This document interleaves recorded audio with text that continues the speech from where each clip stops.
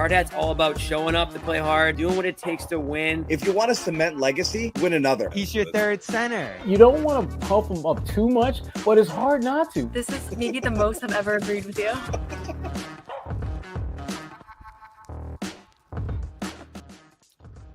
Yeah. Here we go. Amit doing this is just for you. You know why? Because he takes it so personally. When you're like, "Where's the music?" Amit? Yeah, Amit. I love you, Amit. This dude, this Doesn't that dude, sound better than "damn it, Amit"? See, when I say "love you, Amit," this dude produced like 9 hours of live streams today. He's editing in his car while driving to the Garden to make it there to set up a live shot. like a boss. Yeah, that's what he's Like doing. a boss. How heavily prepared are Jimmy and I for this show? Just as I was pressing go live, Jimmy's like, "What are we going to talk about?" I was like, That was off camera, man. I was like, I don't fucking know. Press live, go, ban out. You'd be shocked how many of those shows start that way. Yes. But yeah, Yep. the Celtics won. Tough. The Celtics scored more points than the Jazz tonight. They did. That's that. We're gonna spend the next hour and 10 minutes until Noah jumps on talking Patriots. Yeah, free agency and all that jazz. We'll be joined by Sherrod Blakely momentarily, as well as Bobby Manning, Noah Dalzell down there covering this game, which again, not without. Where's Bobby? Where I get people in my DMs. Where's Bobby? He's fine. Everybody relax. Everybody he's got chill. He's got a touch of the KP. That's all. You know. Who doesn't? Yeah. Really? Touch of the KP. Touch of the KP. Let's bring in Sherrod Blakely. Let's bring in laughing Sherrod Blakely. What's going on? Touch of the KP. I love it. I love that. What's up, Sherrod? I got the black lung pop.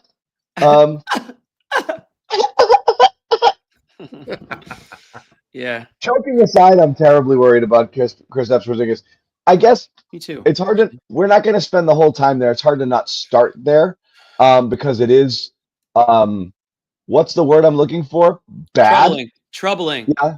Bad. Disturbing is the word. Disturbing. Yeah, I like that. That's a good one. Yeah. It's disturbing to me. We will do panic meter tonight. People have been asking for panic meter. We're gonna get a panic meter tonight. Well, let's save it for Noah. Yeah, 100%. 100%.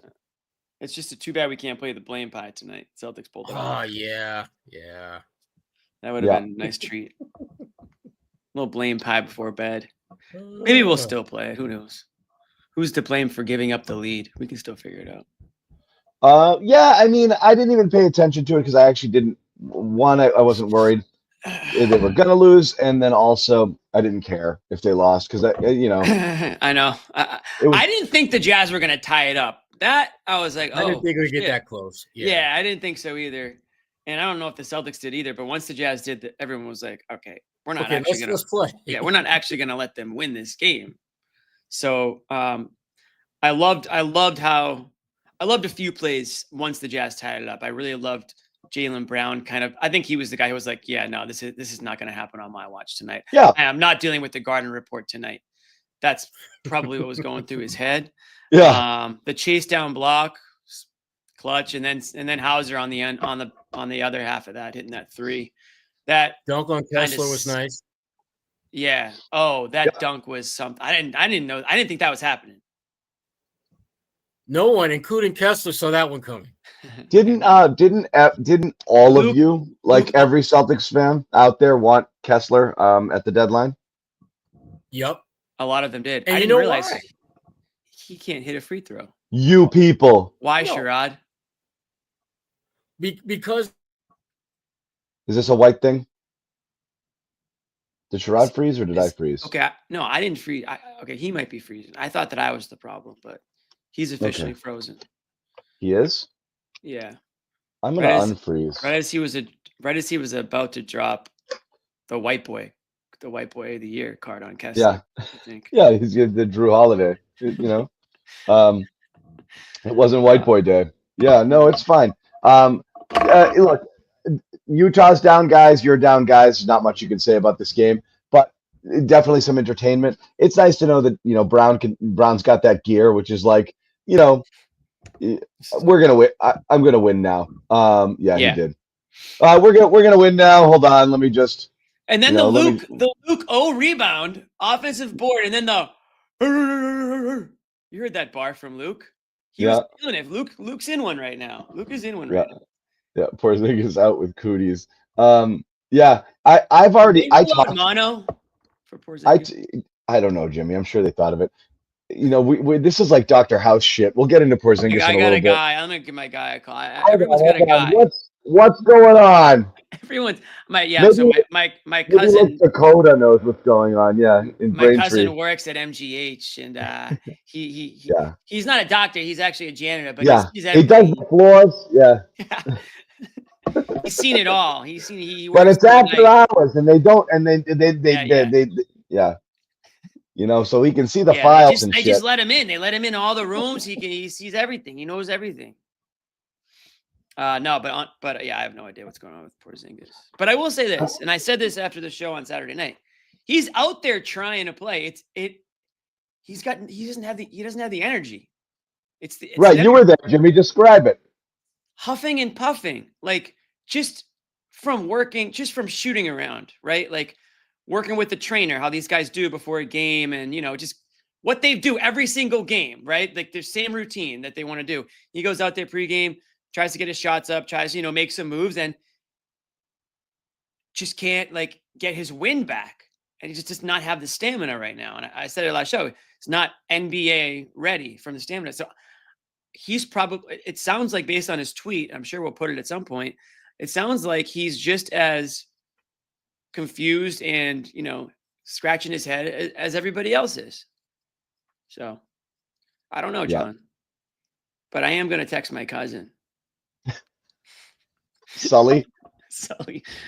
Dr. Sully. They call him the doctor. Yeah, Sully knows. Yeah. But yeah, shout out to the guys who did play tonight. Hauser. We haven't even mentioned, I did mention Hauser's. I mentioned his last three of the game. But what a third quarter performance of the ages from Sam Hauser. 1 3-pointer away from the NBA record for threes in a quarter. He had 7. He needed to have 8. And he took 19. These are just like video game numbers. This is like what I would do in NBA Live 2006 with Peja Stojakovic. I would always pick the Kings, and I would just take every 3-pointer I could with Stojakovic because he would hit them all in that game. This is like Sam Hauser's video game type stuff. So yeah. Well, you know what I like? Another guy coming out of nowhere and dropping 30 plus on your head. Yeah. So you like to see that because again, you always want to be reminded that he can do that. And then when he does it and he's not broken and the shot's not broken. And when he goes quiet, everyone's like, if Hauser can't hit threes, he's useless. And everyone was mad because there are some games it's just not going to happen. There's even games where Pritchard's not going to get his shot off. They're bench guys. You're not counting on it all the time, but you want to know that he's got that gear. So Hauser being able to do that and still being a weapon, as long as he's upright, that's good. You like to see that. Also, I do think you like to shoot his back out tonight. Right. You also like to see, we've talked about this a lot in the past, especially last year, when you were trying to figure out what else might you do? For example, and again, it doesn't matter because they didn't need him, but nothing matters. You trade. Well, I mean, because the last year the 1 seed was so locked up, and this year they're pretty much locked into the 2. So nothing really matters. So this was last year. I thought around this time was a time to get funky. You trade for Tillman, and then you just aren't really using him, and we're like, why not? If you want to work Jordan Walsh into a rotation, why aren't you giving him minutes? Why aren't you trying? Why aren't you sitting Tatum more and just putting Hauser out there and saying, just cook, dude, go out there and shoot. So I like the idea. I like the, being able to put, Baylor Shireman, you had the Baylor Shireman game a couple of games ago. I like getting those guys in first quarter minutes. I like Torrey Craig playing, extra minutes in there. I like seeing more Kada and seeing him out there and being active and doing his stuff. We're going to get Joe Mazzulla in there as well. So I think that's good. Let's hear what Joe's got to say about tonight. The competitive nature that he has, but just his ability to stay in the present, and continue to move forward. then during the game when that is happening, like, are you talking to him or any of his teammates talking to him? Is it just like he locks in silently himself? Like, what is that sort of flow like? Oh yeah, Tony Dobbins does a great job communicating with him. I talked to him a little bit, but a lot of it is just him kind of being in his zone and have an understanding of where he is and what he needs to get accomplished. I mean, he has really good, situational awareness to his environment and, has an ability to kind of take it to another level. So, but even with, to me, what he did for us and, throughout the game, the efficiency doesn't really matter as much as, his mindset and, his approach and really his presence. Now that the game is over, I have to ask you about your brother coaching another team. Does it mean anything more than the fact that he's do that? Team, and what was it like to get to coach against him? I mean, yeah, he's a good kid. I'm happy, grateful that Will gave him a chance. He works hard, and he's just got to continue to work. But just proud of him and grateful that Will gave him an opportunity. And during the game, Kristaps said that he's dealing with some unclear illness. Is there any timetable or any further update that can be provided? No, I mean, I think he said it best. I think at the end of the day, just making sure he's safe. He's still able to come in and be around the guys as best he can and try to stay in the best shape possible. He's been on the court, so he's doing what he can to get back. But he kind of said it best. At the same time, we just got to kind of make sure he's good and we do what's best for him. Joe. Sam, both of those the contrast between the first half, going basically 1 for 7 and then just like 6 in a row. I know you don't need to talk to him, but like for a shooter to just keep going like that and not lose confidence, what does it take aside from him just trying to keep it himself, like from a team perspective? I mean, I think just trust. I think, trust and belief. I think at the end of the day, like, there's no shot that he shoots that we think is a bad shot. And so I think it was great that even when he was 1 for 7, the team was still looking to find him. And I thought he was great in that third quarter. But to me, I think, he's a straight shooter. He understands his work ethic. He does the same process every day, whether he does this or whether he goes, 1 for 7. So, the work that he puts in with his, the staff, the player development team, and just his overall approach is high level and very professional. So not much to be said. And I'm not going to say guys are going to freeze a guy out for going cold to start, but you also have a lot of options. And it's very easy to say, we're just going to go somewhere else because these guys are all very capable. Mm-hmm. So how do you, as a team, as a coach, get to, fight the urge to be like, oh, he doesn't have it tonight. And not in a disrespectful way, just be like, we're just going to try to find who does have it. Yeah, I mean, I think a lot of his shots we weren't going out of our way. I mean, he doesn't have many plays in the playbook, so it wasn't like we were going out of our way to get it for him. I think he has an innate ability to find the ball and put 2 on the ball and create advantages because of his knack and his ability to move, whether it's in transition or in the half court. So, I mean, I think the ball has a way of finding him, and the guys did a great job of looking for him once he got hot. You ran way more than usual and transition from live rebound. Was it part of the game plan, and why? I mean, I think just with some of the lineups that we had, with a little bit of a smaller unit out there and multiple ball handlers at one time, having Drew, Payton, and Derek out there together sometimes, Jalen, leading the break. So I think it's just having different lineups out there that present opportunities to do that. Joe, is a game like this when they come back? Is that you don't want to lose this game, but is that good? Is that good education, good stuff to learn from that fourth quarter that you guys just didn't pull away and everybody's happy that you have something to kind of a lesson learned from this? I mean, I think it's good because of it just gives us an opportunity to get better. And I think, you take a look at the end of the third quarter, the start of the fourth quarter, but, we could have ended the first quarter better. We could have ended the second quarter better. Could have started the fourth better. So again, goes back into that situation. And, sometimes it's a little bit more, but always 10 to 15 possessions that you have to get better at, whether you win or lose. And, we just have to be able to learn from them. And you talked about like not getting bored with the process. Is that difficult this time of year, 18 games left, to get across to the guys, not to get bored with, no, don't look forward, don't look to the playoffs, don't look to April. Just, is that difficult to get across at this point? No, not for our guys. I think they do a great job of understanding what we need to get accomplished and, continue to do that. So I don't think so. I mean, I think it's a different type of character in that locker room. And, I think they're focused on winning regardless of when it is. Joe, last week after Peyton's 40-point night, he admitted that it could have been anybody. It could have been Sam Hauser's night, and he comes out tonight and makes 9 threes. I mean, what does it say about this team that so many guys are capable of stepping up like that? Yeah, I mean, it's just a sign of a well-balanced team. I mean, I thought even with it getting close, regardless of who's in, who's out, we have a responsibility to win, and guys do a great job of stepping up. But as great as it is to have guys that are able to do that, it's guys to support each other in doing that. And I'm happy for Sam tonight just because of the work ethic, and I agree with Peyton's perspective. But just whoever's out there has a responsibility to win, and the guys were able to do that tonight. Thanks. That is Joe Mazzulla up there answering questions as the Celtics take down the Utah Jazz. They blew another 20-point lead tonight. Was any question asked about that? Not that I heard. No. But the 20-point lead, not about that specifically, no. Gary's question was about as close as anyone came to addressing About that. as close as anyone came, yeah. So, again, oh, I got an issue, Jimmy? It's a little muffled. Your mic is just I'm going to leave and come back just to make sure that it's all right. All right, get out of here. I know why. I got it.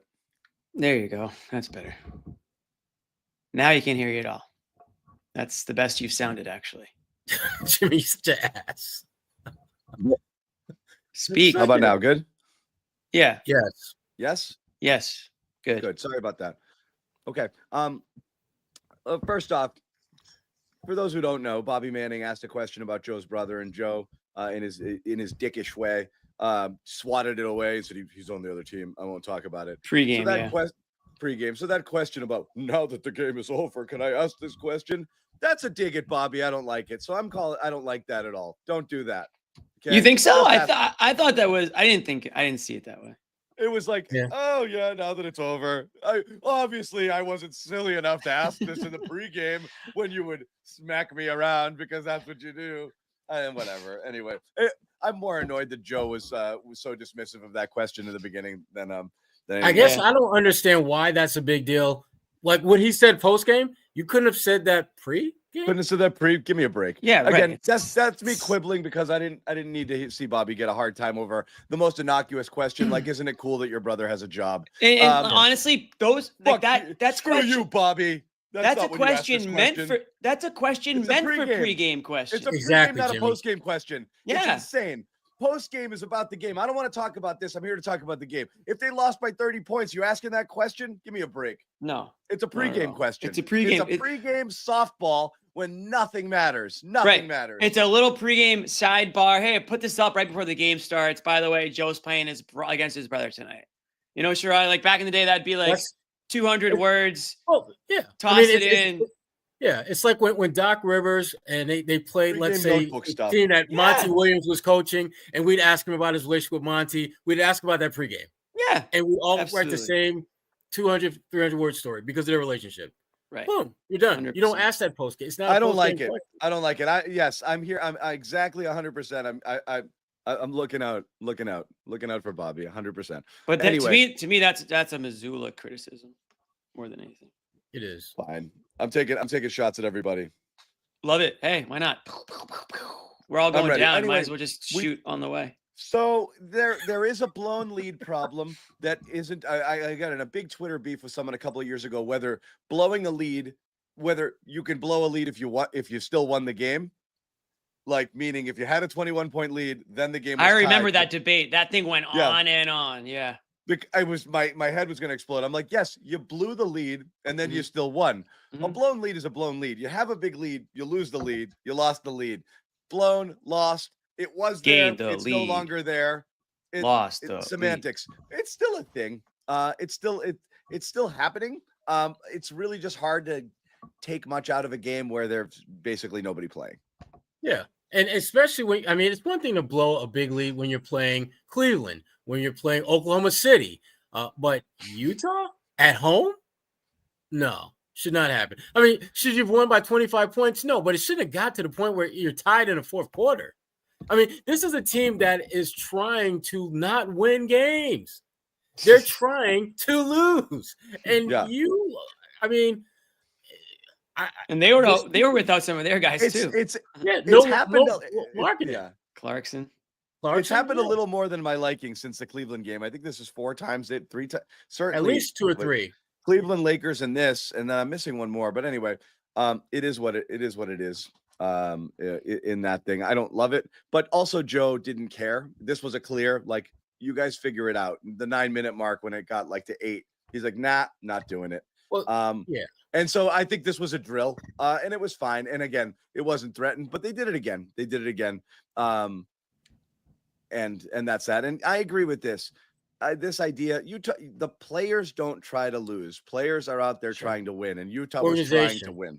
Yes, the organization is not putting the best players out there. It's an organizational issue, not a player issue. Right. Yeah. But anyway, as Kes says, you win and you move on. What I'm not ready to fully move on for is my, general level of concern on the Kristaps Porzingis thing, because the last thing you ever want to hear is what Porzingis said when he released his own statement about missing the game. And again, his 7th game he's missing this year. And it's this. I've been dealing with some viral illness. This is the bad part that we haven't been able to fully identify yet. That's the scary part. What did we do? What?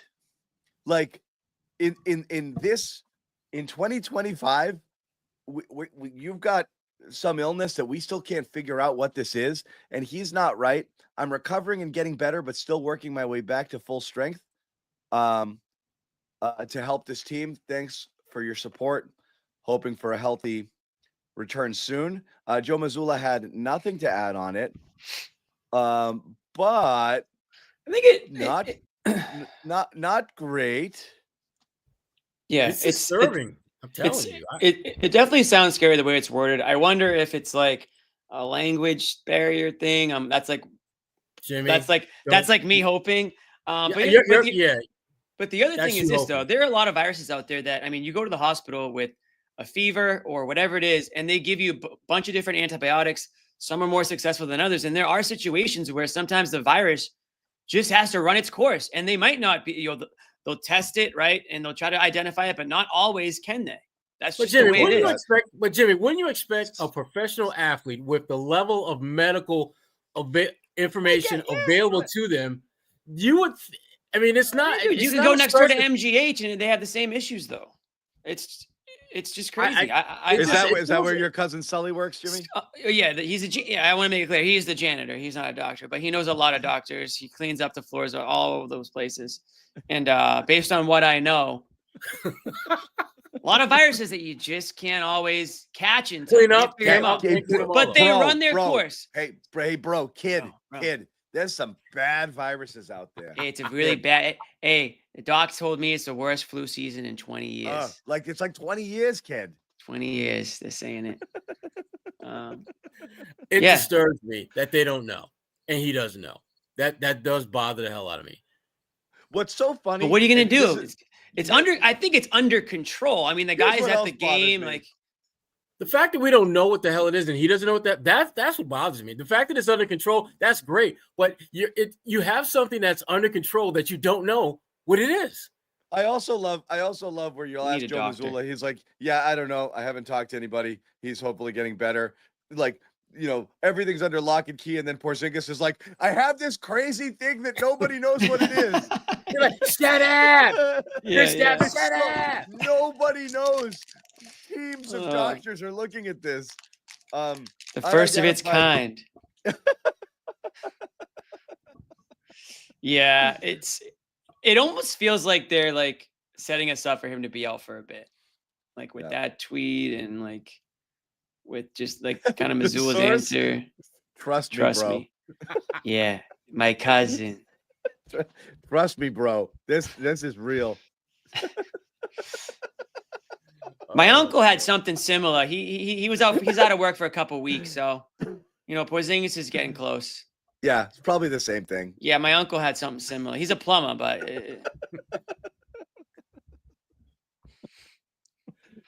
I love it. He just had some Benadryl. Tape it up. That's all it took. Yeah. The good news is, same thing with what we said about Holiday. The good news is, assuming he can make a full recovery, and again, it's a virus, illness, not quite my forte. I'm more of like injuries more than I am sicknesses. I'm more like the injury expert. The good news is, if he's going to have to miss time, now's the best time of the year to miss it. Yes, I agree. Best time of the year to I miss it. agree. So hoping for a full recovery. Hopefully, if my sources are accurate, hopefully he's going to be able to come back from this and be ready to go. My sources: Maki, Ricky, Danny, Terry, Mikey, Davey, Yeah. Timmy, Tommy, Joey, Robbie, Johnny, Brian. Yeah, literally.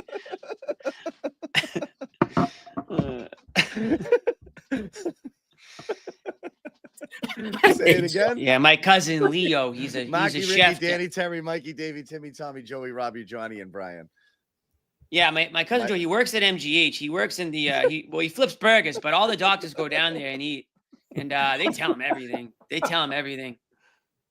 This is guys. It's Utah. Like, I don't know what to do. It said, I talked for like 3.5 hours earlier today about Patriots free agency. I was like, you did some serious work. By the way, you should plug that if anyone didn't watch it. We do. We'll talk more about that, but you can check out a lot of good Patriots free agency stuff. Any moment now, something can happen, and like pop, so people will be jumping over to that other channel, and that's fine.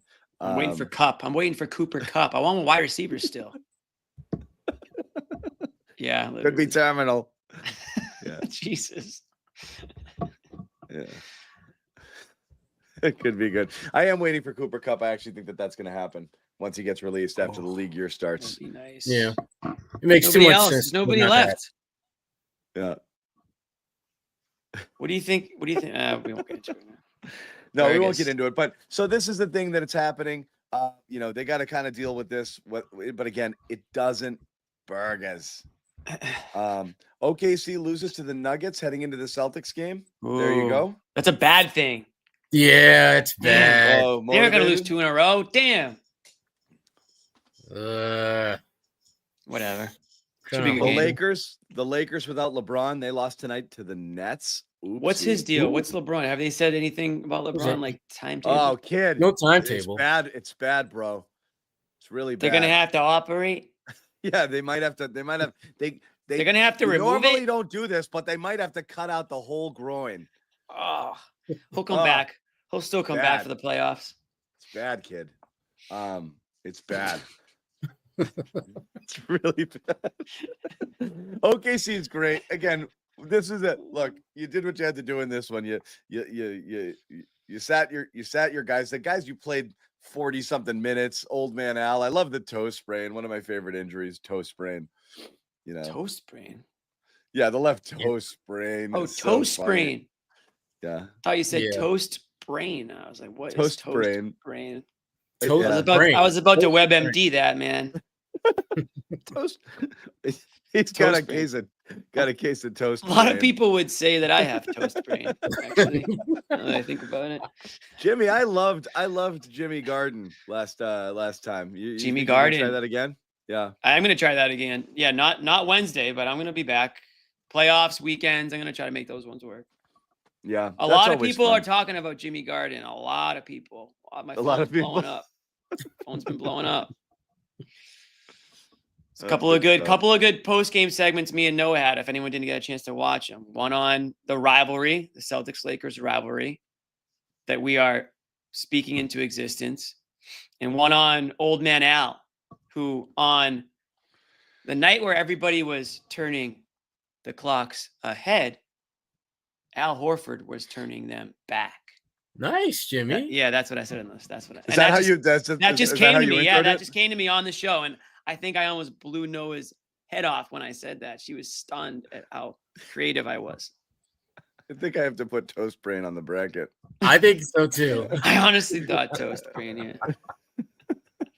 Yeah. It's like if I just talk with Jimmy long enough, there'll be enough mallet drops, and enough stumbles. Well, that was like the infamous hot guy incident that we had. Hot guy. Yeah. Hawkeye. We thought we were talking about like guys. Superheroes. There's a superhero called Hot Guy.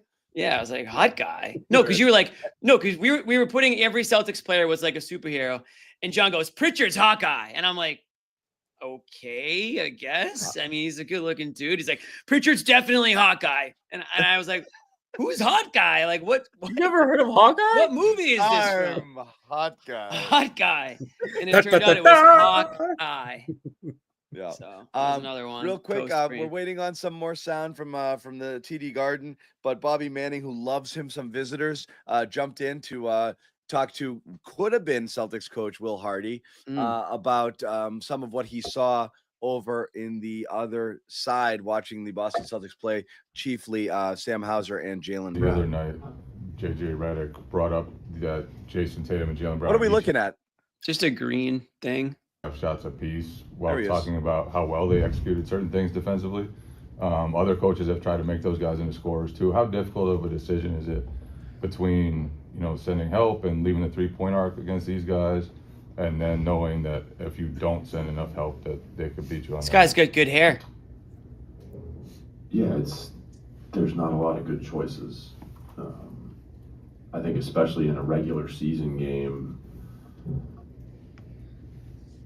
one game, anything can happen. He's gonna lose his job, if but it he's got was a good hair. series, Nah, he won't. maybe You don't think feel so? That's differently good. about Nope. Playing something He looks out like a little Jack bit Quaid longer meets and Sam hoping that, Darnold. Oh, I can see the stats that. Gonna come back to where they should be. Because there's I nights feel like he where could save you the get world as a tricked either spy. way. I like that You too. can send help and they shoot it great, and you're like, man, we shouldn't have helped. Or Kind of we boring, helped but everybody tonight, and for whatever reason, they could have a night where they miss 43s. Doesn't mean it was necessarily the right choice. Playing a team like the Celtics is it's taxing in that way, because in one regular season game, it can feel bad because of how disciplined they are, the level of shot making that they have. Jason and Jaylen are two really hard players. You want to make him smile? Ask him about Derek Now, White. You have them both out there. It's a bigger problem, and that's you haven't even started talking about.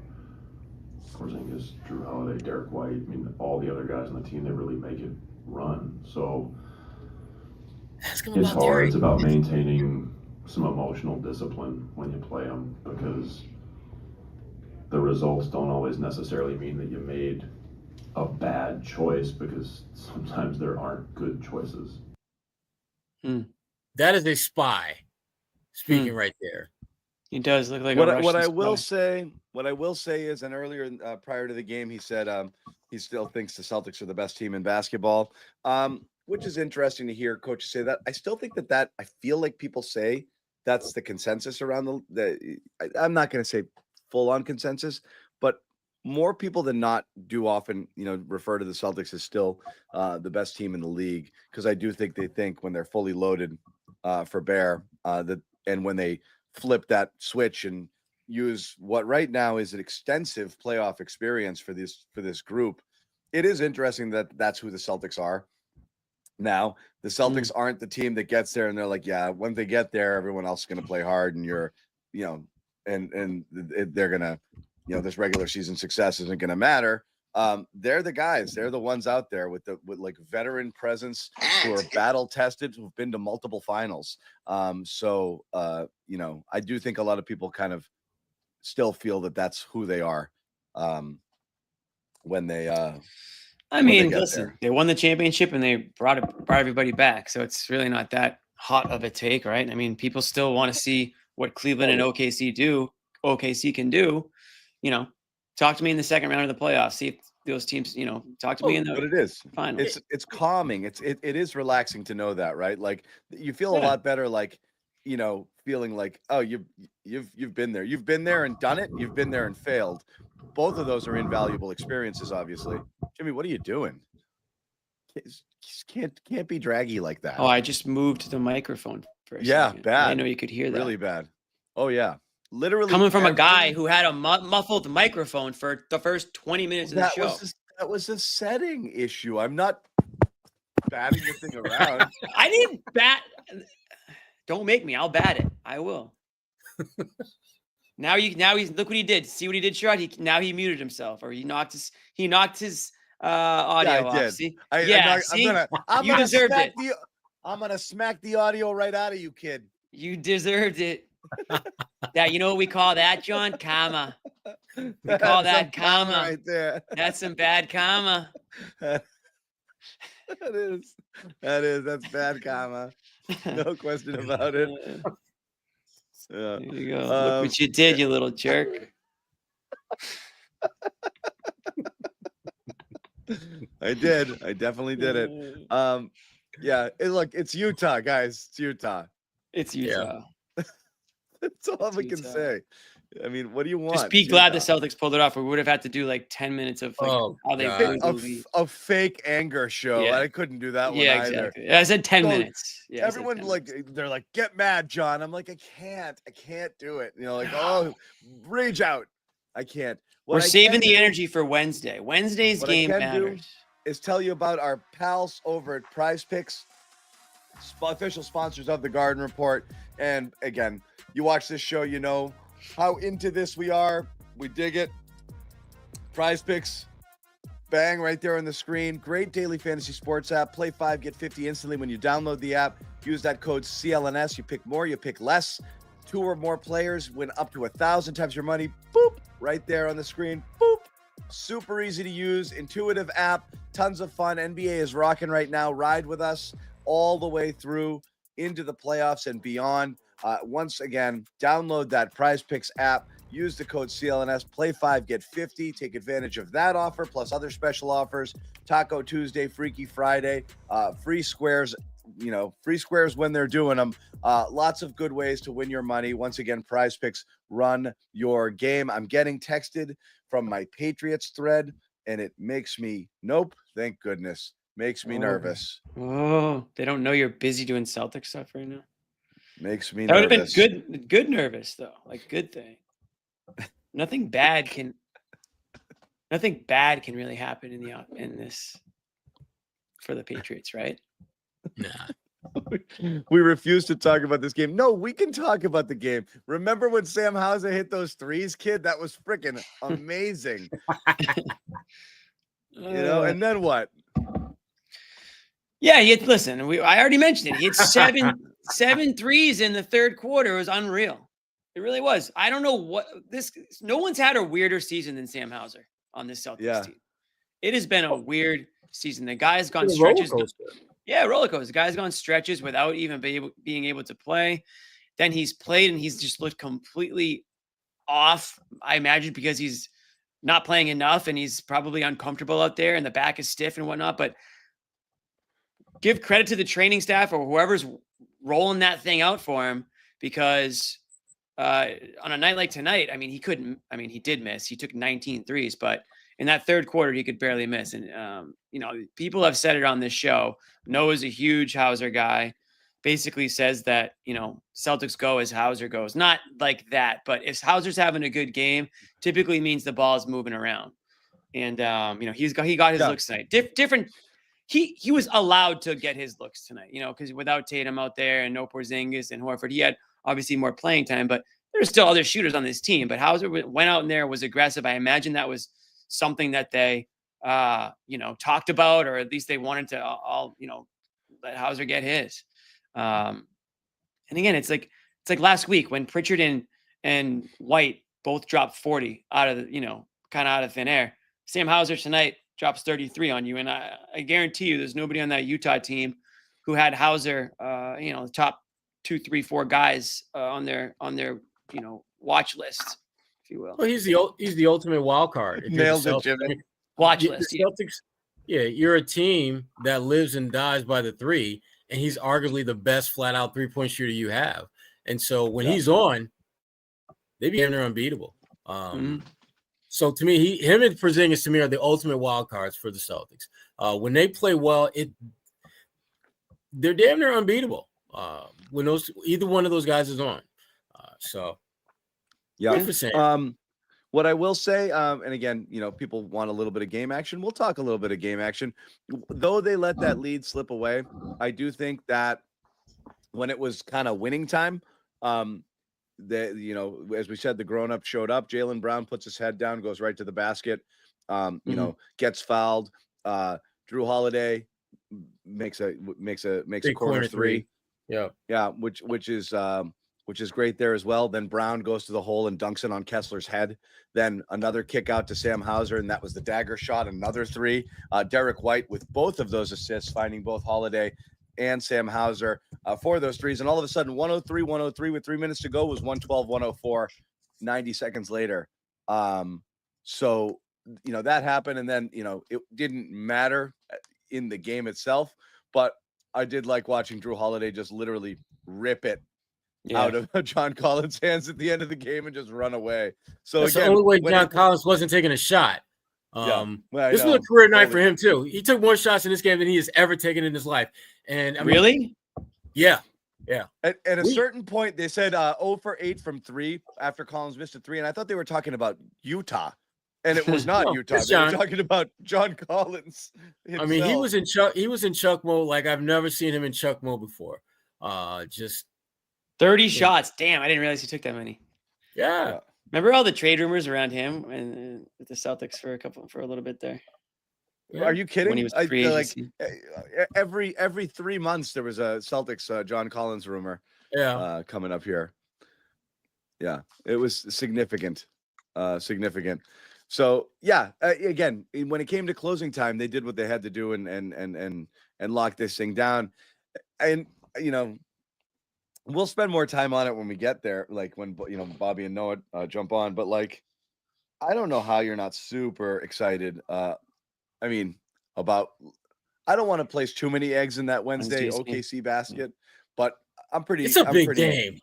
I'm pretty jacked just to see here. I'm really jacked for it. Yes, it's the last big game of the regular season. To be honest, I don't know. I have to look at the schedule again. There's probably a couple little ones, but I mean, you're getting the best of each conference right now, playing really good basketball. I know OKC lost tonight. I don't even know how that game went or how close it was, but similar to the Lakers game, two teams coming in at a time where they're both playing really, really well. The energy on Saturday night was insane. I expect Wednesday to be a little different. You're not going to get that bright lights sort of vibe of a Saturday night with the Lakers in town, but I think you're going to get a really you might get a better game. Even as good as that Celtics Lakers game was, obviously I think the second half wasn't as competitive, even though Lakers made it a little bit interesting. But OKC, they play with a chip on their shoulder. They listen. Right. They hear everybody, kind of slighting them. They understand that nobody believes that they can do it in the playoffs right now because they haven't, and they hear it when whether it's coaches or players or media says, Celtics are playing like the best team in the league right now. They hear all that stuff, so they're coming in with something to prove, and the Celtics probably want to prove that they can beat them too. I mean, we know that they get up for these games. We know Jaylen Brown will be ready to go. Although the chat keeps saying, is Jaylen Brown hurt? I didn't see something like that, but after he had the dunk on Kessler, came up a little. Yeah, and the camera got off him real quick, which I was kind of surprised. But it looked like he was holding that right calf or something on the right side. So assuming these guys are, physically able to go, there's going to be no shortage of the effort and everything like that you're going to see Wednesday night. So it's going to be an intense, physical, I think, up and down, running gun game. And the OKC is their style of play is tough on the Celtics. Yeah. Young, athletic, fast, tough on defense. They're deep and deep. I mean, that's to me, that's the one thing that separates them from pretty much everyone else in the Western Conference and the East, for that matter, relative to the Celtics, is that they're one of the few teams that has deep talent. And that's something that, again, they wear you down over the course of a game. There's just absolutely no doubt about it. And that's going to be the challenge for the Celtics to withstand that, which was good that they were able to give Tatum the night off. You would have liked for them to not have needed Jaylen as much as they did. You would like for his minutes to have been a little bit lower. Same thing for D. White, but you'll take it. You'll take it. John, what are you fired up about in this game? You brought it up. I had an unpopular take the last time when they played, that the three wins in 4 game, trip that they had there, which included Houston, Minnesota. The Minnesota game, they didn't play great. The Houston game, that was a good game. A Denver team, an ugly Denver win against a team that didn't have Jokic, that was not great. And I said, you're really only going to remember one thing from that road trip, and that's how OKC punked you. Not just lost, how they literally just turned it up to 11 and In the fourth, in the third and fourth, and just blew by you. It was bad.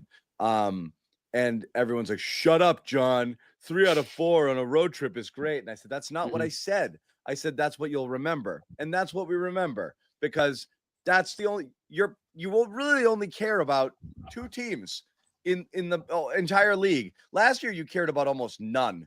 This year, you care about 2 teams. How are they going to do against Cleveland? And what happens against OKC in the finals if they get there? Are those teams legit as good or better than the Celtics? I don't know, but you split 2-2 with Cleveland, including blowing a lead in that last game. And again, you're without Porzingis, so take it with a grain of salt. But you lost.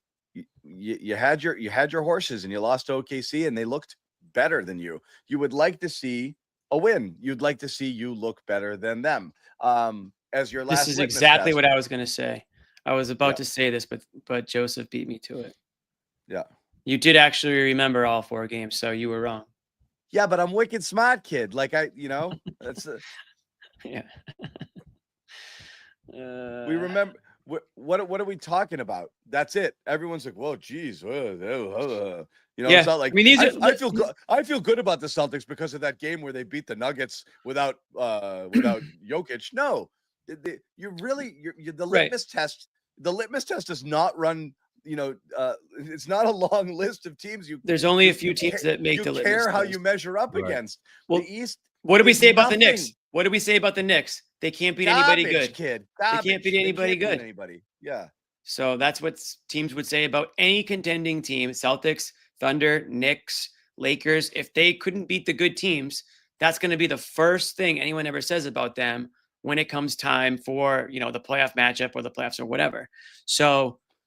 It would be if the Celtics drop it Wednesday night and both these teams meet in the NBA Finals, OKC would be the favorite in that series. Absolutely. And that would be a big reason why.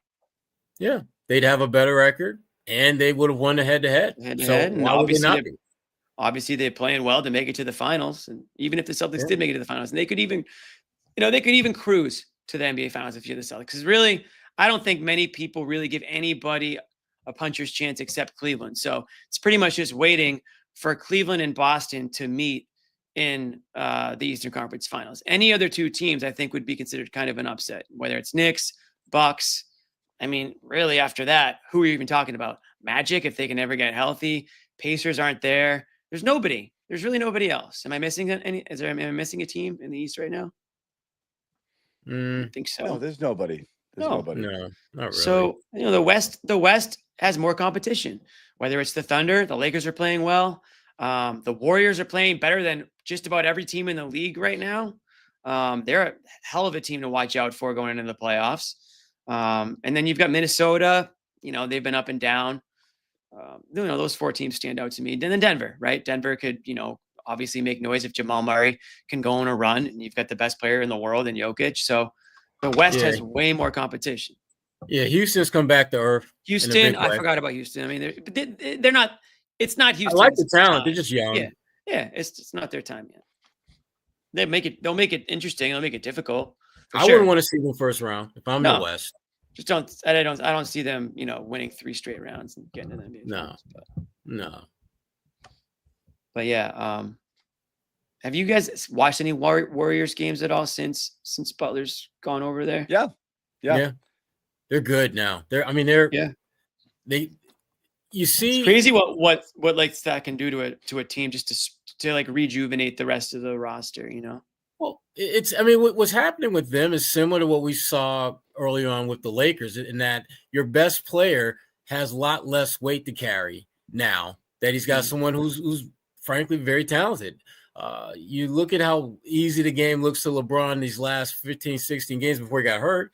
You look at Steph Curry, he's still giving you big numbers, but there's an undeniable reality that Jimmy Butler makes his job easier.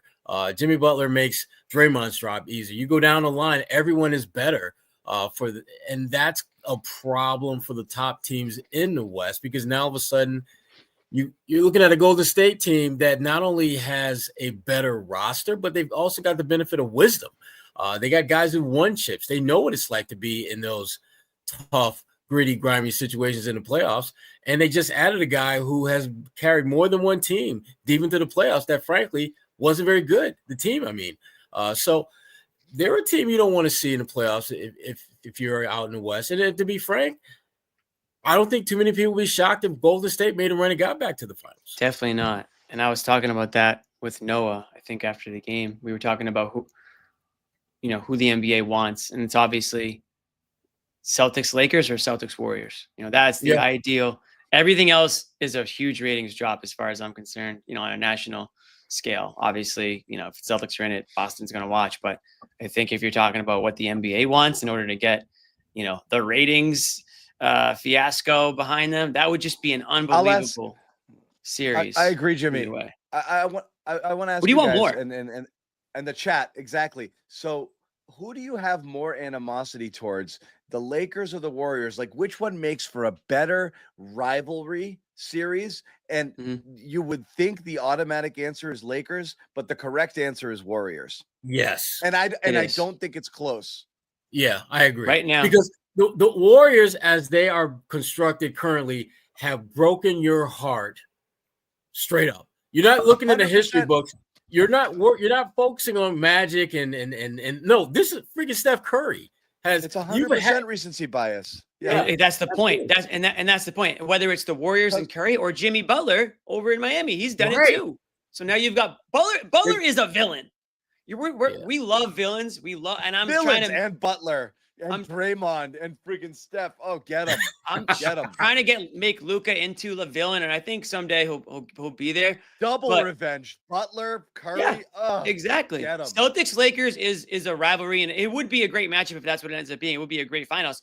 But it's more to do with the history of the franchises and LeBron factor, of course. And you've got Luka. So again, there are definitely some added elements to it. It's not just Celtics Lakers. It's LeBron, it's Luka.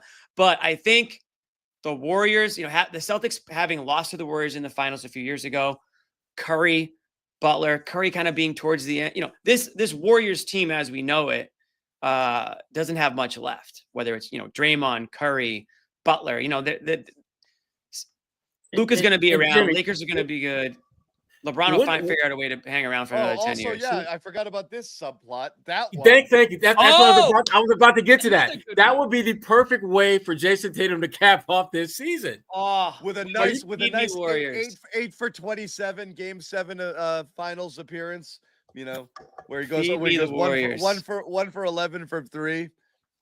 But the Celtics still win. Yeah, that'll be great. The only 3-pointer he hits is the game winner. Yeah, that'll be great. Yeah. Speaking of 3-pointers, nobody hits them more than Sam Hauser. Certainly not tonight. 33 points, 11 for 23 field goals, 9 3-pointers. Could we get these guys to 10? We're having a difficult time getting over that hump there. People are on the cusp of records here, but Sam Hauser, a career high, the third Celtic to set his career high in like the last week and a half, including Derek White and Peyton Pritchard. You get a career high. You get a career high. You get one. Here is Sam Hauser in the locker room after the game on his record-breaking performance. Is there anything that made that one special? Honestly, I don't really know. It was just kind of a tale of two halves, but once you see a couple go in, the rim gets a little bit wider for a shooter, so you just try to keep letting it fly. When you did make that one look like you kind of like gave it's about time type of. Yeah, I got to be better with that. Sometimes when you miss open ones that you think you should make, you just get mad or frustrated real easy. So I've been working on it this year a little bit. But sometimes you just need to let it out. How important was it for you to have one of these games? Because you haven't had one yet.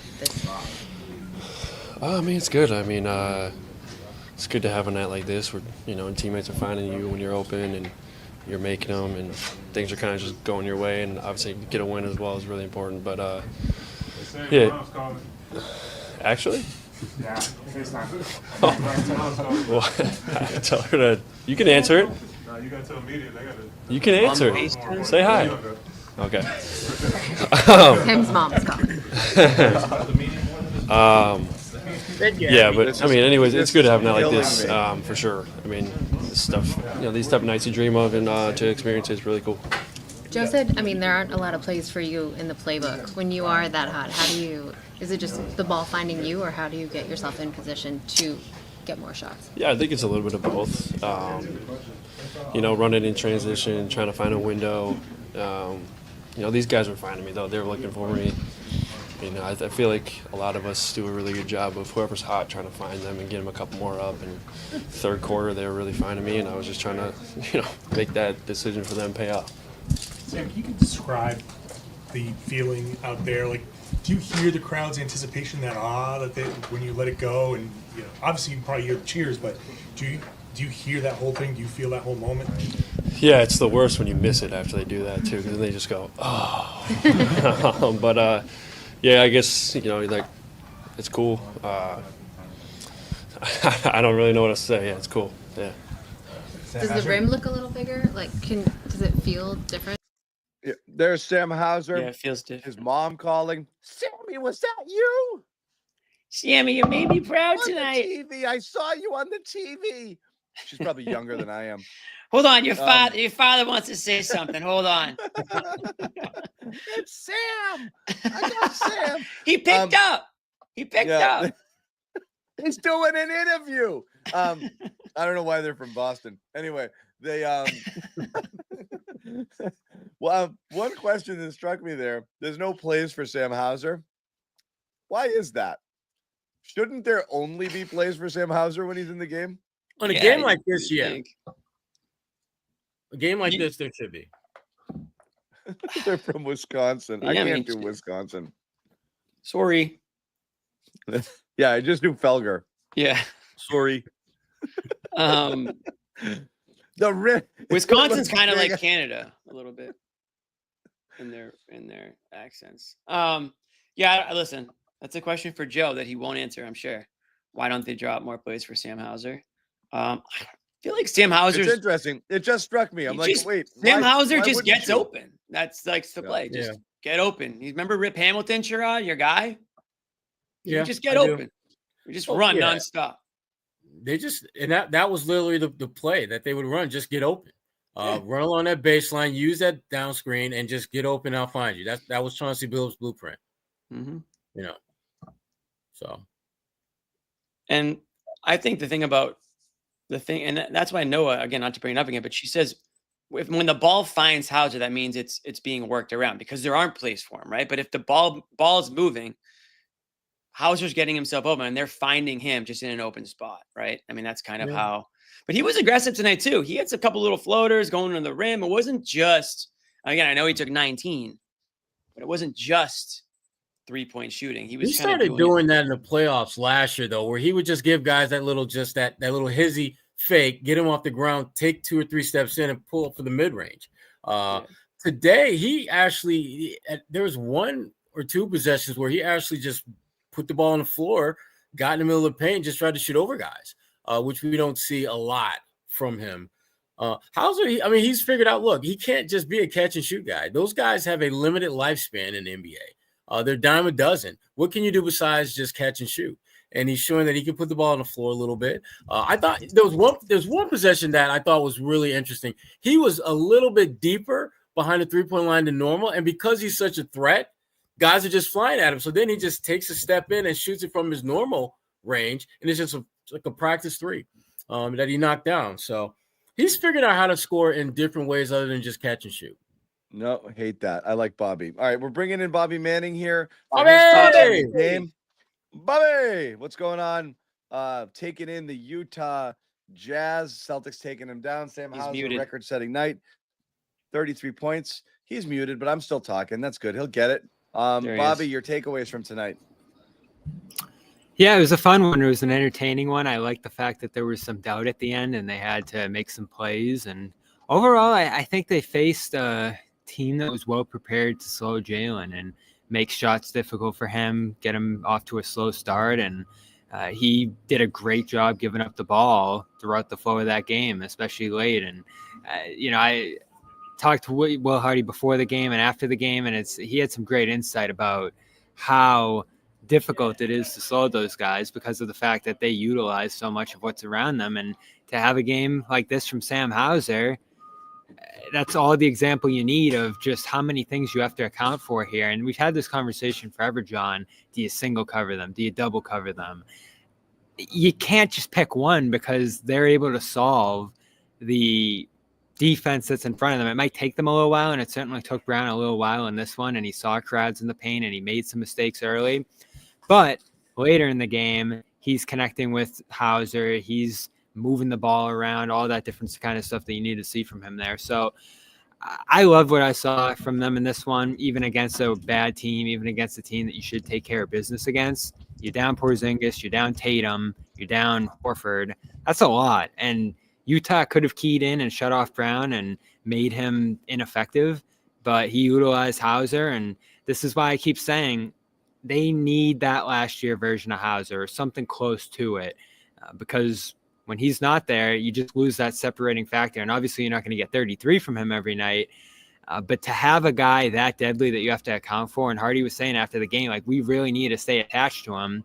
But when Jaylen Brown's driving in the lane, that's easier said than done.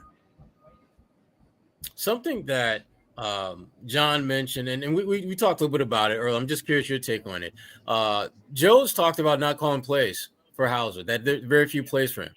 Whether you call them or not is one thing, but the fact that there aren't that many, I mean, is that surprising to you?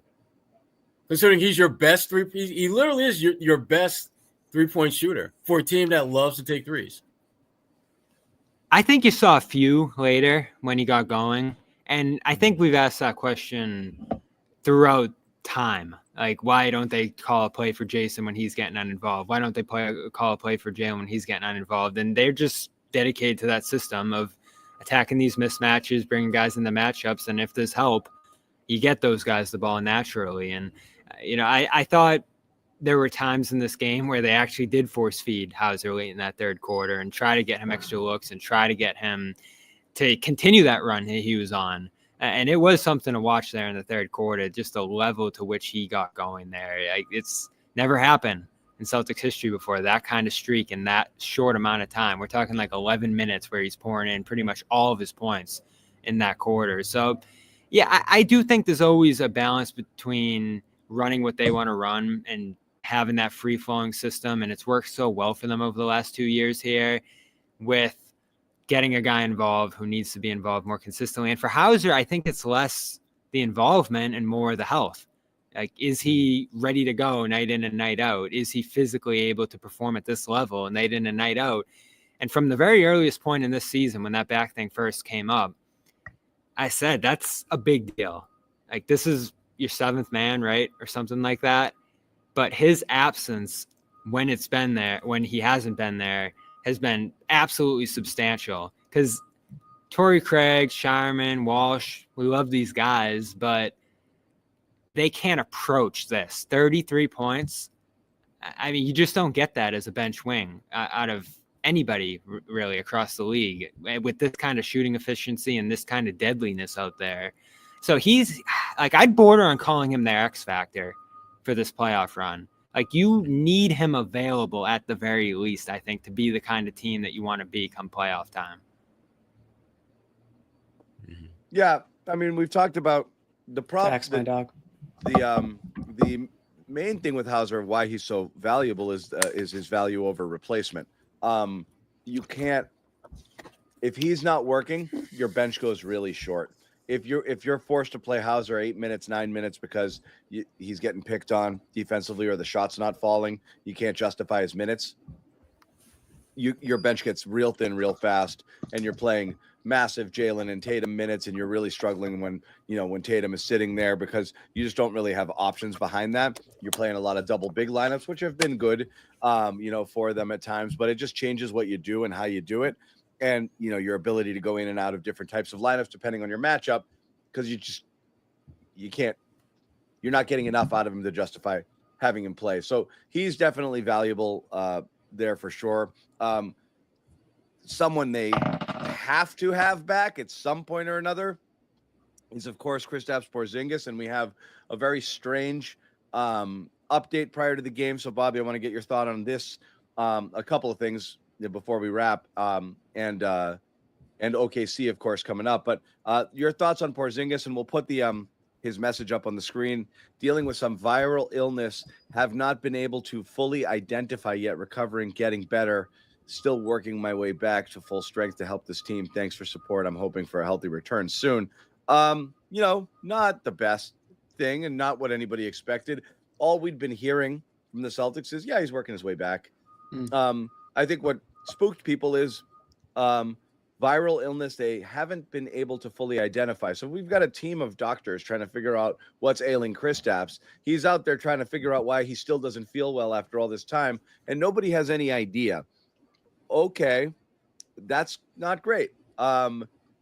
Like at all. I'll feel better when they figure out what it is, and then there's a plan because right now you're just shrugging your shoulders, and all it is he shows up each day and he still feels like crap, and they're not sure why.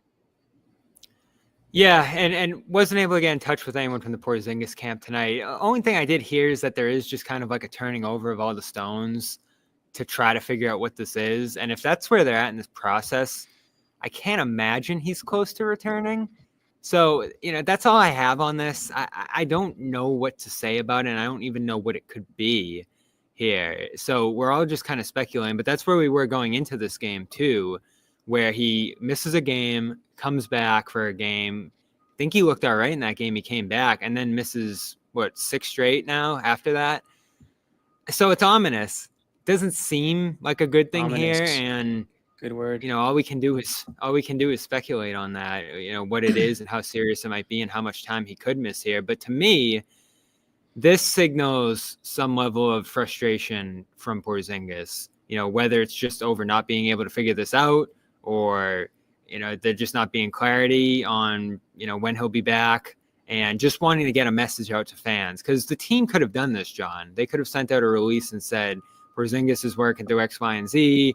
He's going to be back at some point here. Joe could have done that before a game instead of saying he's getting really close. Because to me, and I might be wrong, because again, I don't know this, but this update doesn't scream to me that he's going to be back on Wednesday. And Hauser said that in the locker room, hopefully he's back on Wednesday, Friday, if not. So I don't know if that's coming from a place of knowing that he could be back Wednesday or Friday. And if that's the case, then there's no story here. But for Porzingis to put that out himself at halftime, to me, is significant. And I don't know why it's significant, but that's not normally how you do this. Right. That was odd. We were talking about that. They've been tight-lipped about it and just being generally vague and downplaying it and just being like, he'll be back. He'll be good when he's good. And then he's like, nobody knows what I have. So again, we're not trying to be a doomer about it. You'll just feel better when you know. It's almost like waiting for the MRI. Speaking of which, we have now waited what if it's both 7 minutes into this show, and maybe an hour and 15 minutes since the game ended, and Jaylen Brown has made his way to the podium. So let's listen to what a little Jaylen has to awkwardly say. on your knee there. Did it kind of bite you there when you landed? It was more in the takeoff, just using my explosiveness when I took off. It bothered me a little bit. I just tried to brace myself when I came down. But, it's fine. Sam getting hot in the third quarter. After going cold, starting out cold, what is it for you as a guy who has the ball in his hands a lot and is distributing, especially with Jason out? When you see a guy still working to get to those spots, even though he's cold, does that inspire any confidence? Like he's still working to try to get to his shots, even though he's cold, he still wants that ball. What do you mean? What's the question? So he's out there, he's cold, right? He's not losing confidence in himself. He's still working. He's still getting to his spots. He's still presenting himself as an option. Sam Hauser, yeah. Like you as a guy with the ball in your hand, as a distributor, does it give you a little sense of confidence? Like he still wants it. He still feels it. Yeah, absolutely. Yeah. That's a part of our offense, is just creating space for one another. And Sam is, even if he's not making shots, he's a threat because he can get hot at any moment. So teams have to respect that.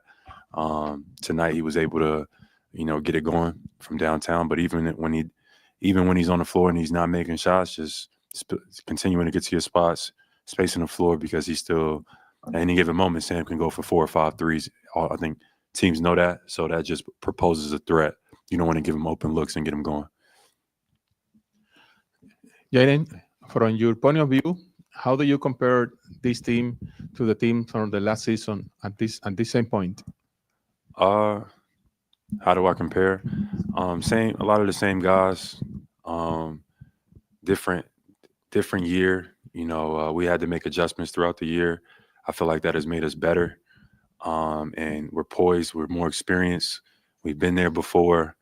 And I think our trust is there. So we just have to, have that mindset each and every night to come out and dominate, which is hard. But I think we're a better team than we were last year.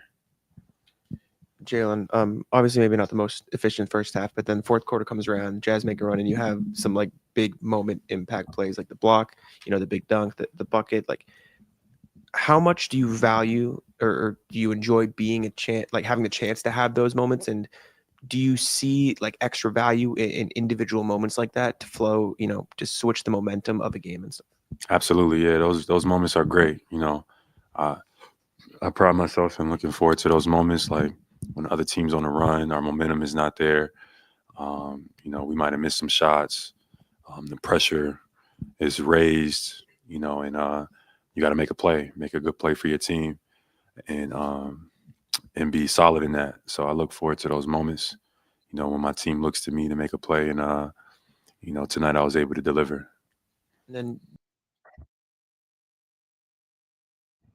muted. Guys, quick question on Jalen. One thing that he said there, other than using his explosiveness, which the chat liked, I liked, because I wouldn't even know.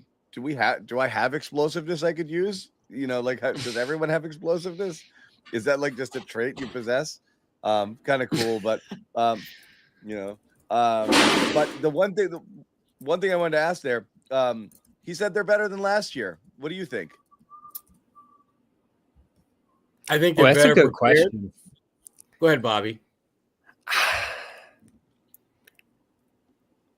You say no, right? Like, they're 8 games behind the Cavs. They've had more lapses than last year. They've had more injuries than last year. So for whatever reason, and we've tried to figure it out to some degree, they aren't that team from a year ago. And the urgency is the biggest reason, right? Because there's just a level of intensity that you carry through last season because you haven't won it yet. And so obviously this year is not going to be the same, or certainly better than last year. And it could get there, into the playoffs. But to this point, all we have so far, they're getting there. They're getting there in terms of matching it, because I do think this last month and change has given us stuff that resembles the 24 Celtics. But from start of season to this point, you have a number of guys whose performances have been down over last year. You've had a number of guys who have missed significant time compared to last year. So if you're just looking at the results here, and certainly just the record, I think it's only like a game or two off where they were last year. So it's not a significant difference in the record, but just how the season's progressed and what they've looked like through the flow of it, it's not as good as last year. And that's fine. You can still win a championship and have it not be as dominant and just great as last year was. It'll still be a championship. But just in terms of that question, are they as good as last year? To this point, they haven't been. If you're going to go by records, then I would absolutely agree. But I think the fact that they've had as many injuries, they've had a lot of setbacks, they've had, the inability to sustain a long lead, and yet, lo and behold, they're just a handful of games off the pace that they were last year when we thought they were flawless. I think having gone through all that adversity and still not being that far removed from where they were a year ago, I think they are better because they've been able to withstand that adversity and not be significantly depleted by it. If you look at a lot of other teams that would have gone through, like your second or third best player missing as many games as Porzingis, having a starter / 6-man Al Horford type who is on load management where they don't play any back-to-backs, I don't know if you'd have the second best record in your conference. I don't know if most teams could be that good having gone through. And I do think, Bobby, it's going to help them come playoff time because, again, when things get a little rocky, they're going to be able to handle that because they've been through that for an entire season. But to your point, if you're going by the record, then absolutely, this team isn't as good as last year. But I think this team is better prepared to win in the playoffs than last year's team was. So a year ago at this point, 51 game and difference. 14. I think you can make a case. Sorry, I think I'm on a little bit of a delay, but what I was going to say was you can make a case either way. And I've gone back and forth on this team. I've been pretty down on this team at points this year, but I think the reason why you can say they're better this year is because their role players are better. Pritchard is way better this year. Right. Cornette, in my opinion, is way better this year. I think True. Hauser's Facts. doing things. If he can get healthy, if Hauser can get healthy and stay healthy, I think you can rely on him just as much as you relied on him last year in the playoffs. I mean, tonight's a great example of that. I think Tatum's better this year. I think that Derek White's better this year. You can make a case that even Al Horford's having a little bit of a stretch here where, he's looking like either better or just as good as he was at points last year. So you can put him and Jaylen Brown right now is playing about just as good as anybody in the league post All-Star break. Two-way basketball, right? Offensively and defensively. And yeah, he's Jaylen Brown. He's going to have his ups and downs here, but I think Jaylen Brown's locking in right now. And if you get him at a point where he's playing like a top 15 type player going into the playoffs, I think you can definitely make the case that this team is set up to be better than they were last year. And quite frankly, they might need to be because we were just kind of shitting on the East, but they had such an easy road last year to the NBA Finals. I don't think it's going to happen this year, even though I do think the Celtics are going to cruise to the Eastern Conference Final. I shouldn't say cruise, but I think they'll get to the Eastern Conference Finals. They'll play the Cavs, and I think they'll beat the Cavs. But I think the road to get there is going to be more difficult, assuming the rest of the teams in the East can, either stay healthy or get healthy, where it just didn't happen last year. And that's part of the consideration is they might be worse this year because the competition around the league is better. It's tough to tell which one of those it is, especially when they've been this version of themselves when healthier. And again, what I love most about tonight and what we saw for so much of last year is doing this when you're down 3 rotation guys. They did that all of last year, and they've done it more consistently of late. Certainly last week, you're just beating teams left and right with multiple droves of guys out of the lineup. And that's what made them so dominant, so consistent last regular season. And then the playoff matchups, we're still, kind of gauging, was it the road? Was it their level of dominance? I think this postseason will tell us a lot about that because you're right, Jimmy, and it's inevitably going to be harder. There's no way that this path this year, this run that is in front of them is going to be as easy or easier than last year. And again, no fault of their own. You can't control who's out on the other side, but key guys were out in those spots, and there's just a greater level of competition this year. So that makes it tough to judge here too, but I think just a little worse, John. So the reason I don't think worse is because they haven't tried yet. They're 4 games worse, having missed key players for significant stretches of time, when last year they were blessed with remarkable health pretty much throughout the season for when games mattered. And they're 4 games worse record-wise than last year, and they haven't even flipped the switch. So I think that's what Jaylen might be referring to, is like, we got a better overall unit this year than we have last year. And that's to Jimmy's point. What he said earlier is you're getting more contributions from people you got less from last year. And I don't think anybody, I don't care if you can look at Jaylen Brown and statistically say he's having a worse year this year, that Jaylen Brown is a worse player than he was last year. He's still Jaylen Brown. And Right. so if you get playoff Jaylen Brown in the playoffs again, you're right back to where you were there. People might talk about a holiday drop off and this and that. I think almost everything that you can look at from any sort of performance drop off perspective has had to do with health, and the rest of it overall has to do with they've been playing with their food most of the year, kind of half taking it serious. They're doing this at about 80%. Last year was an FU revenge tour. We want this back. They were pissed off. They wanted to prove it. They were loaded they were loaded up. They had the whole new team and they were ready to rock, and they took every game seriously. It's really rare to see a team play, I wouldn't say all 82, but such a high percentage of their games with focus and intensity. That's what Cleveland's doing this year. And I think that's one of the reasons you can say that they have the record. They're like, holy shit, it's awesome being good. And they're really buying into it. And they're just stomping teams left and right. But again, you get into the playoffs and the Celtics go full on to the fullest capacity. I'm not going to argue with the sentiment that they might be worse. I'm not discounting what the other teams are doing. Last year, the big difference was they were so much better than the next closest team. it didn't matter. There are legit other teams out there who can and will challenge you. I think the Celtics could have given a C- effort throughout the playoffs last year and probably won the title. So there is a difference in what's going on out there, but just they themselves, I think that they're as good or better. We'll ask quickly, Bobby, how big is this game to you coming up on Wednesday? And we'll hear more from you and Noah talking about this and breaking it down, later on. And you guys can catch that on our Celtics All Access YouTube channel.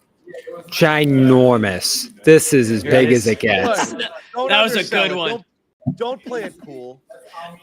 This is ginormous. I Only was like, what because the hell is he shaking his head for? This is a good game. I almost forgot it was happening. This is huge. I mean, when you have a game like this, after they just demolished you on Oklahoma City, if you remember the context, everybody's healthy, everybody's available. It's this test, this matchup that's been so difficult for you and looks like an inevitable final series to some degree, and you just fall flat on your face and look incapable of keeping up with them to some degree. And it's just one game, right? And you don't play them a ton, and you're not maybe prepping for them to the level you would in a series, so you're not going to look at that one game and say, they can't compete with this team or the Thunder or the new favorites. And actually, John, over the last couple of weeks here, just watching the Celtics, I actually am sliding them back up into favorite status. After that Oklahoma City game, I think it was fair in what they were doing at the time to slide them up. I think the Celtics have regained that status with full health and, some of the other stuff that they've achieved over the last month or so here. So this is prime Porzingis opportunity. dying. Yeah. Of course. So I think this is a prime opportunity to show that you can be in the driver's seat in this matchup if it comes down to it come playoff time. But you have to show up. And they didn't in that last game. And if that happens again, all of a sudden you start to have doubts again. Huge, kid. It's huge, kid. Yeah. I mean, there's such a difficult matchup, Jimmy. Effing Every team has an opponent that they don't match up great Had that with. teed up And obviously, for so long.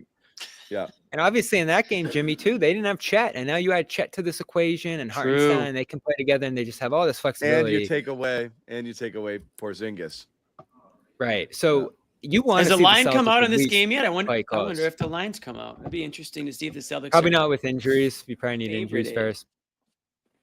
in this. No, I mean the line will still come out, but it'll just change based on how the news goes. But, yeah, it's huge. It is nothing yet that I can see. No, nothing. If I had to guess, Celtics 2.5. That would be the highest, I think. Yeah. It just feels like. I I'm mean, thinking again, 1.5. Okay. Especially with guys inevitably out, or Yeah, Porzingis right. at the very least, you would think. Right. It's gonna be a great game. So it's gonna be a good. So the Nuggets won tonight. Is Jokic the MVP again? Because all that matters is who wins the game that everyone's talking about. Or did people not even know they played tonight? And since the other one was on national TV, it's SGA. Does it matter that Jokic went for 35, 18, and 8 tonight and put up 140 on Oklahoma City? They're a tough matchup for the Thunder. I think if you're the Thunder, you're saying we don't match up great with the Nuggets. And that's how it goes. They took it to him over the But weekend. the other key number there is Jamal Murray, 34 points. He's been the guy this year. He's the key to their success because he has not had a good season, or at least he didn't have a good start to the season. And he's starting to turn it on a little bit. And he's a dog. So if he can get going, he can bring the Nuggets. Him and Jokic can take them pretty damn far. And in the playoffs, By the way, they're just a physical. Yeah. What's that? After that bad start, his numbers have really normalized. They're almost identical to last year. But yeah, even in that game, the last game that we saw between the Celtics and Nuggets, it's like the worst start you could ever imagine. And then he's Jamal Murray by the end of the game. So it's been a weird season. I can't really identify why he's been so erratic. But yeah, he's the barometer, Jimmy. And then on the Thunder, Jalen Williams left tonight's game with a hip injury. So that could be a factor Wednesday as well. Oh, huge kid. So we'll see what happens there. Kid. You know what though? You don't get the full test if you don't have everybody. And again, the Celtics will probably be without Porzingis, and who knows what's going on with Jalen Williams there. So we will see. But this is a fun game. It's Wednesday, ending a long home stretch there. Everyone will be back down there checking it out. So it should be a lot of fun. Naturally, we'll be here. We expect a big crowd and to have you all in here and then some. So please jump in and join us on Wednesday night. Should absolutely say that over on Patriots Press Pass, offering memberships with bonus content, but you don't need bonus content to jump into what we're doing right now, which is a ton of news in and around free agency. Multiple live streams today, and I expect a lot more tomorrow as the legal tampering period was really tampery today. I'll say tons of it was tons tampery. of signings, hands very handsy. A lot of people were tampered with everything. It was a crazy day, and again, there's still a lot more to sort through here. Some Patriots fans. Did you give him a grade for day one? Did you guys grade out or? We were kind of talking about it. I think the general consensus was A for effort, B for the players. Like they tried. You took a big swing. You missed on Godwin because he didn't want to go anywhere. Yeah. He wanted to stay in Tampa, and you left you 20 outbid million, them by 20. Leaves 20 million on the table. That tells you there was nothing you were going to do to get him there. You overpay market to get the big D tackle there, who initially had signed with Carolina, and the Patriots flipped it. Milton Williams, that was done. Philly's guy there, their D tackle, and they must have picked up the phone and said, "Stop! What's the deal? I'll go 7 million over," and they did, and they got that. They got a good second corner opposite there. Look, I said this beforehand. This was my general philosophy. Everyone's going to talk about like, well, you saw Laramie Tunsil get traded, and he's a legit, elite left tackle, and we would have paid that price. And Metcalf, everyone's like, I would have done. I don't know if you would have done that. I don't know if it makes you better. I think you're a team with this many holes. I think trading a bunch of picks is always a little sketch. And Metcalf signed a huge deal after that. And Metcalf signed a huge deal. I don't love Metcalf, but I like that deal. For a guy I like a little better, I would have traded a second and given him all that money.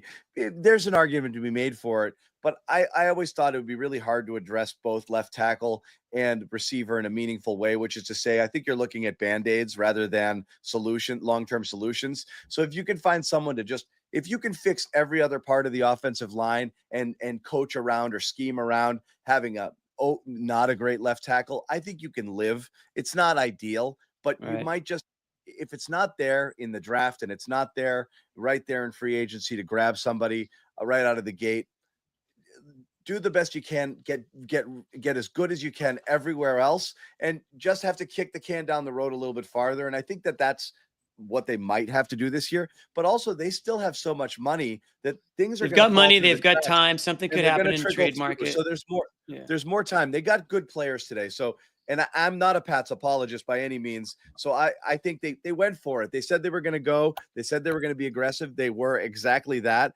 There are some people that just don't want to play here, and you have to live with that, or want to play somewhere else more. Right. Well, that's going to happen now. It's going to happen in New England now without Brady at the helm. But my friend Danny said it best. Shout out Danny. He said, "You don't win the offseason without overpaying."